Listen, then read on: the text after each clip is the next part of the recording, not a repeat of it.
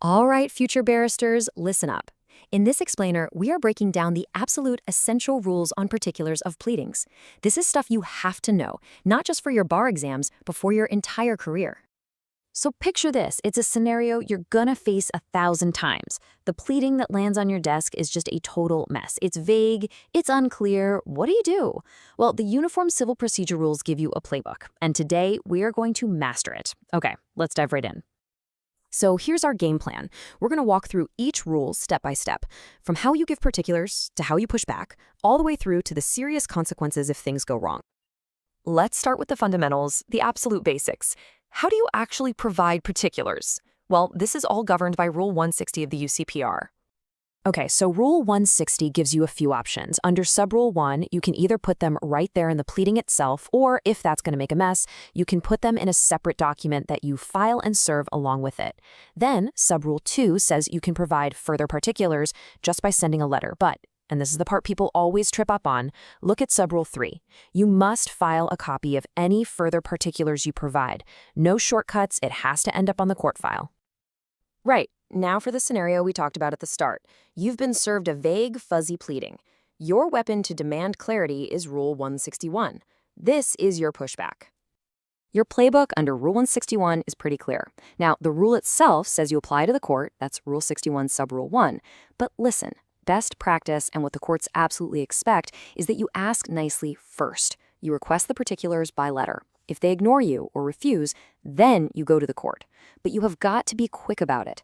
The case of Blee number 1 shows us that any delay can kill your application, because remember, under Rule 5, you've got that overriding duty to proceed expeditiously. And this quote, this is gold. It perfectly illustrates a massive trap for young players. When you write that letter asking for more, you have to be specific. As McGill DCJ said in Keeble v. Bentley, don't just write a lazy letter asking for full particulars. That helps nobody. You have to spell out exactly what's missing and why you need it to plead. Ah, the classic move. This is a strategic curveball you will see all the time. The other side basically says, look, we can't give you the details of our case until we see your documents through disclosure. So can they do that? Well, the court has discretion to allow it, but it is not a get-out-of-jail-free card. The court in Adani Mining set a really high bar here. Deferring particulars is atypical, it's unusual.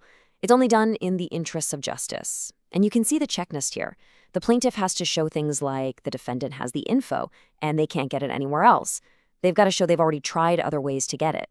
And crucially, they have to prove this isn't just some vague fishing expedition. Their case has to be identified with precision. It's a tough test to meet. Okay, so what if the particulars you get back aren't just bad?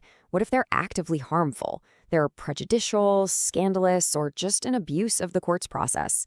Well, that brings us to the takedown power in Rule 16.2. For your exams, you need to have these 4 grounds from Rule 162, Subrule 1, memorized. I mean, burned into your brain. As you can see in cases like Somerset Civil, courts will happily strike out particulars that are, quote, unnecessary and don't actually move the pleaded case forward. It's all about keeping the pleadings clean and focused on the real fight. Now, this is where Rule 162 really grows some teeth.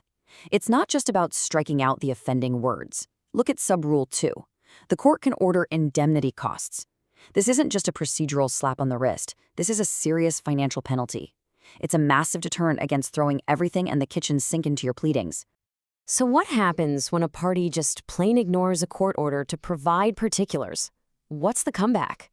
That's what Rule 16.3 is all about, the consequences.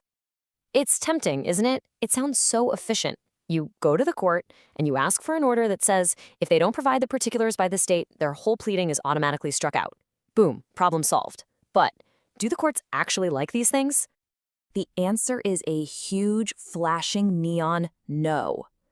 Judges are extremely wary of guillotine orders. The proper path is a 2-step process. First, you get your simple order for particulars under Rule 16.1. If and only if the other side thumbs their nose at that order, then you bring a second application under Rule 16.3 for consequences. Don't jump the gun and ask for a guillotine order on day 1. Okay, let's flip the script. You've just been served a beautifully drafted, properly particularized pleading. Great. Now, how do you respond, and more importantly, what's your deadline? Rule 164 sets the tempo. Unless a judge tells you otherwise, you've got 14 days to file a reply under Subrule 2. If you're hit with a counterclaim, Rule 164 Subrule 1 gives you 14 days to answer if you're already in the lawsuit, and 28 days if you're a brand new party being dragged in. You have to diarize these dates. Missing them is an irregularity, and it's just sloppy. Okay, stop what you're doing and focus. Because this, right here, is one of the most critical strategic decisions you will ever make in pleading, and it's all governed by Rule 165. A denial is simple. You actively contest a fact, and you can call evidence to fight it. But a non-admission has a massive consequence under Rule 165 Subrule 2. You are completely barred, let me say that again, barred, from giving or calling any evidence on that point at trial. Your hands are tied. You are simply forcing the other side to prove it. And here is the classic trap that flows directly from that last point. It's hidden in Rule 168, Subrule 1, and it catches so many people. It says that if the other side raises new facts in their defense and you just stay silent, you don't file a reply to deny them, you are deemed to have non-admitted them, which means you fall right into the trap of Rule 165, Subrule 2, and you cannot call any evidence on that point at trial. This is why you often need to file a reply, even when you think you might not have to. Phew, we have covered a ton of ground. So let's get to the endgame. Let's boil all of this down to the absolute must-know essentials you need to walk away with for your exams and for your first day in court. Here it is, your bar exam cheat sheet. Rule 161, be specific and be fast. Rule 162, know those 4 grounds for strikeout cold. Rule 163, remember, judges hate guillotine orders, so don't ask for one first up. And, critically, Rule 165, Subrule 2, never forget the massive strategic difference between a denial and a non-admission. Nail these points and you are well on your way. Because at the end of the day, that's what all of this is about, right? These aren't just dry technical rules. They're the tools of our trade. They're what you use to define the battlefield of litigation, to make sure it's a fair fight, to smoke out the real issues in dispute, and ultimately, to stand up and advocate effectively for your client.